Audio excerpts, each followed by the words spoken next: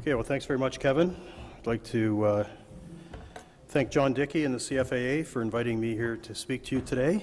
Today I'm going to talk about a case study that we did with some windows, new windows and balcony door replacements at M&R, and strategies for engaging and partnering with tenants as it relates to energy efficient initiatives. My name is Randy Daiter, and I am Vice President of M&R Holdings, and I've been in the industry for about 30 years now. So again, today I'm going to review a window case study we did at M&R, an engagement model that we've developed at M&R for engaging our tenants, engagement strategies, and tips for engagement on an ongoing basis. So in terms of our case study, it was through the City of Toronto's high-risk program, through the Tower Renewal Department, and it was for the installation of new windows and balcony doors. We're really excited to have been the first landlord to qualify for the special financing program, and we actually received a check. You can see in the picture there, that's downtown at City Hall for $3.1 million, and we've since gotten about another $400,000 out of the program in special financing for new windows and balcony doors for 3 buildings in the City of Toronto. It's a 3-year pilot project. It's for rental apartment buildings in the City of Toronto. You get up to 100% financing, which we did for your energy efficient project costs. And certainly they offer very competitive rates. So they offer anywhere from a 15 to 20-year rate, and we opted for a 15-year rate. And I'll show you the business fundamentals of how that's worked out for us. So again, we enrolled 3 buildings. 2 are 498 suites located at Yonge and Sheppard, and 1 is 304 suites at Yonge and Steeles. And that's the one, we've done a business case study on both of them, but I'll share the one with you at Yonge and Steeles. So, you know, it's interesting.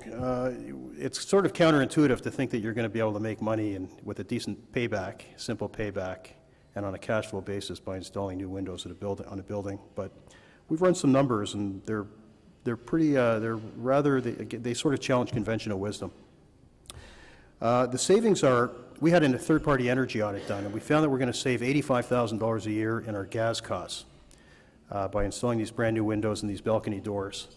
That works out to roughly 26.8% of our gas costs for that building a year. Now, we're spending money on plaster repairs because this building was built in 1968, and we were getting a lot of condensation around the windows. So we're spending about $15,000 a year in repairs and maintenance around the windows, and we're spending about another $20,000 a year replacing broken windows, especially on turnover. So when you look at how much we're saving on an annual basis after doing the windows, we're saving $120,000 a year. Those are real numbers. Now that doesn't even take into account these 2 supplemental space heaters, these portable electric heaters that our superintendent tells us 60 to 80% of the tenants have. It's a 20-story building, and it abuts Yonge Street, and there's not much really blocking it. We also have tenants who are turning their stove tops and their ovens on full blast. It was traditionally a bulk metered building. We went to individual meters about 1.5 years ago, but we still have a lot of tenants in the building who are on bulk meters, and we haven't even taken those costs into account for those electric baseboard heaters. Now, we expect to generate some extra revenue as well. We did a market study. We're comfortable where we should be relative to the competition. But with brand new windows and balcony doors, we should be able to demand another $20 to $25 a month in rent. And so conservatively speaking, at $20 a month with a 23% turnover, that's 70 suites on 304 suites at an extra $240 a year, we expect to generate an extra revenue, an additional $16,800 a year. So if you look at how much money we're going to save, $120,000 in expenses, we're going to generate another $16,800 in revenue. So our NOI after the windows is going to grow by $136,800 a year. Now, if you take your debt service for the 15-year tower renewal loan off of that, which is $117,451 flat, they added on to our property tax bills for 15 years, we are actually on a cash flow basis going to end up positive to the tune of $19,349 a year.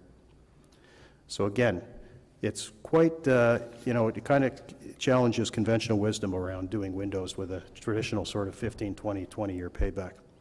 So in terms of the financial fundamentals, We're going to increase our NOI by $136,800 a year.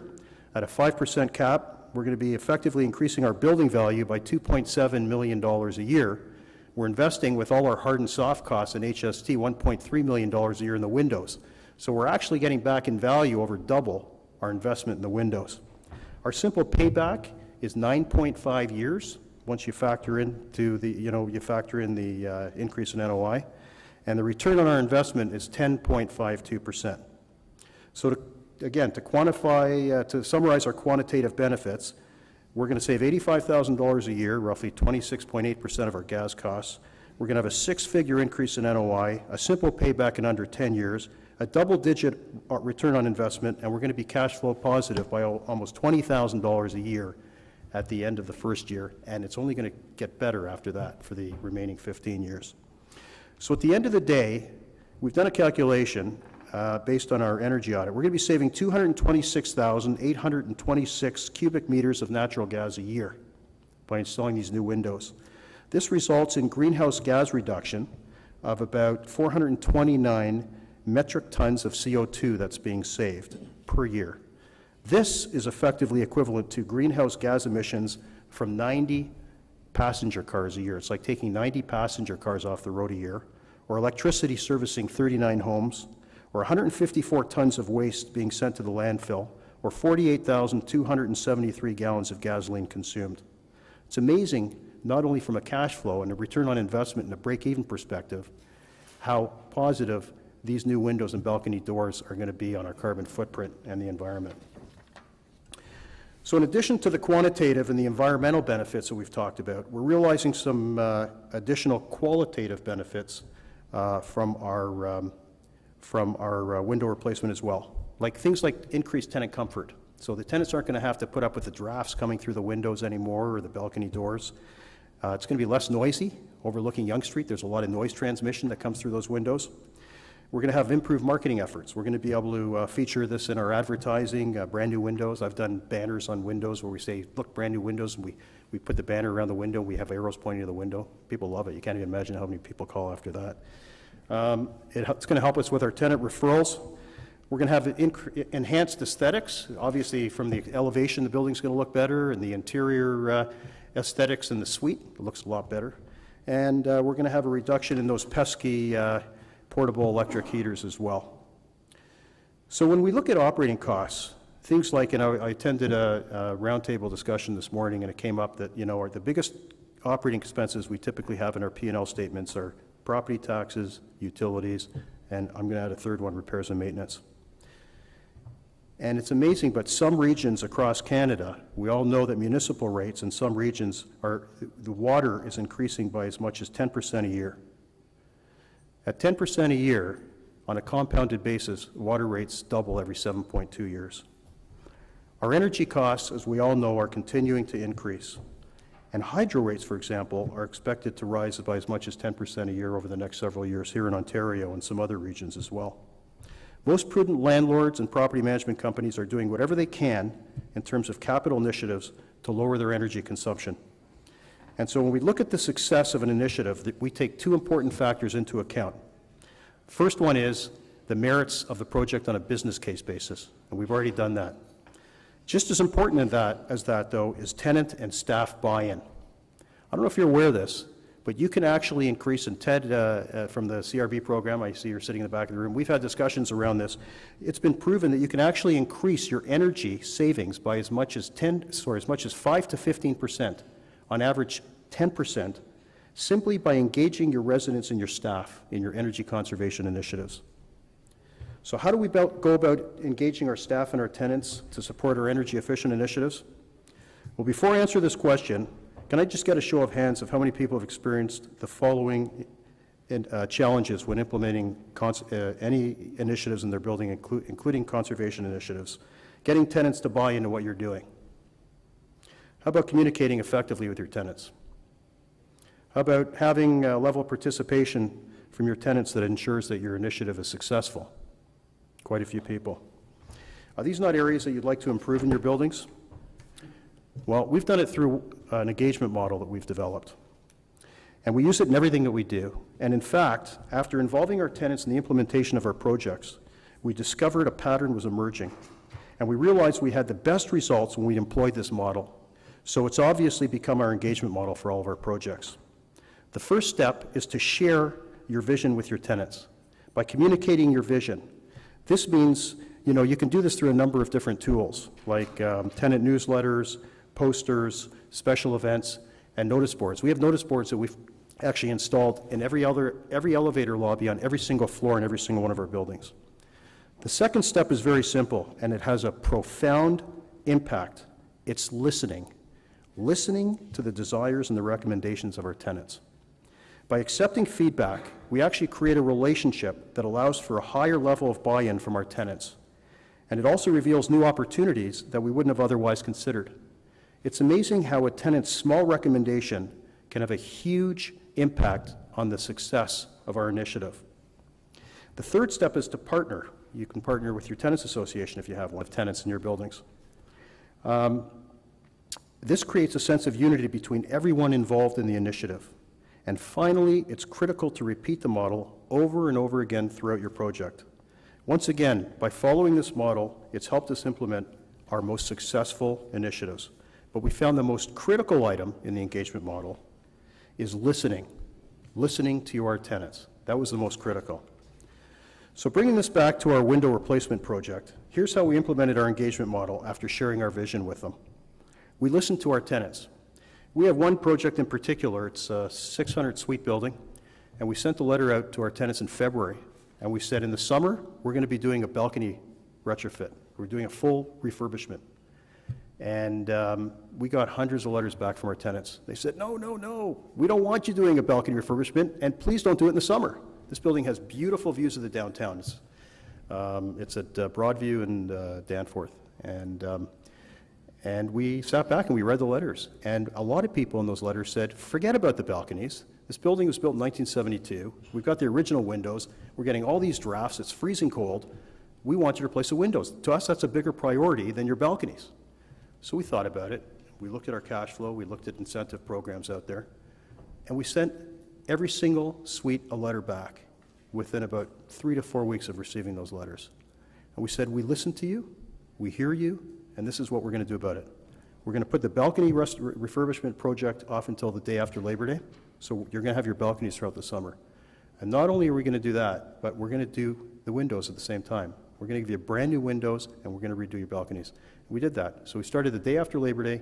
We started the windows on the west side of the building and the balconies on the east side, and they were both finished. We flip-flopped.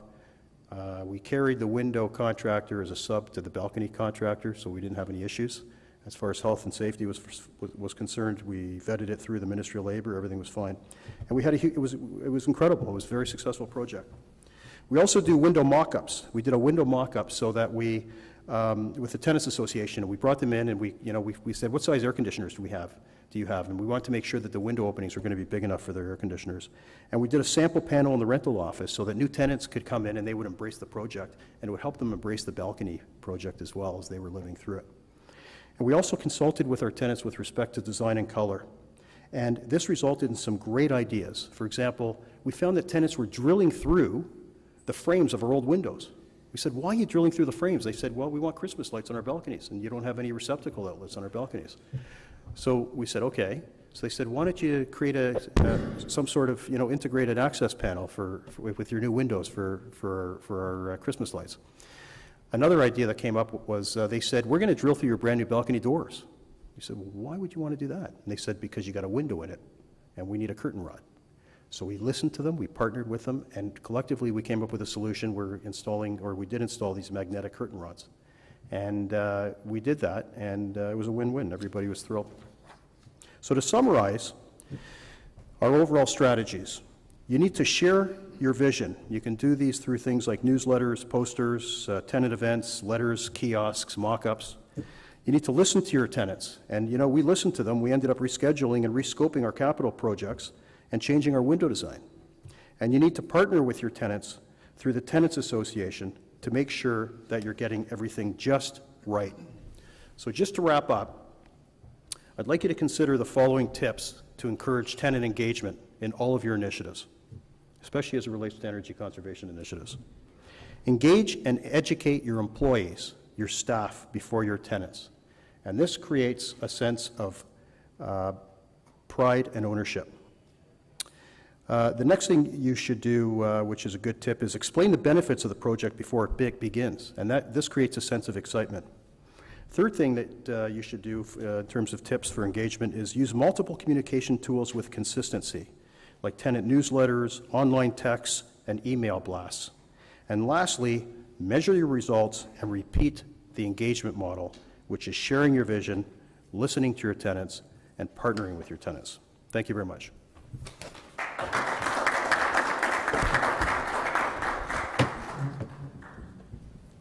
Good luck.